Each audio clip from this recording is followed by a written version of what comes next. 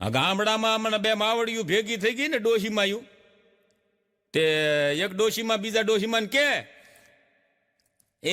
ભાંગી કે હા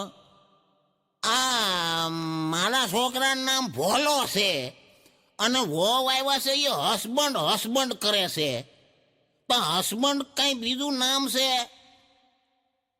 તે બીજા ડોશીમાં એ કીધું કે માં એવું નથી હસબન્ડની મને ખબર છે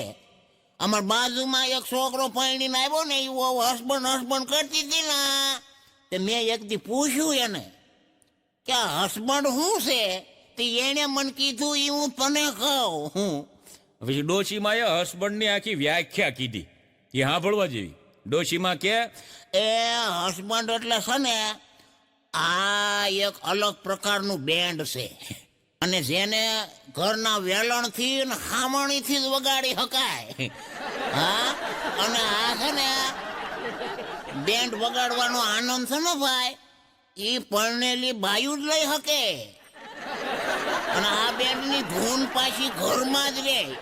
અને જેટલું વગાડો ને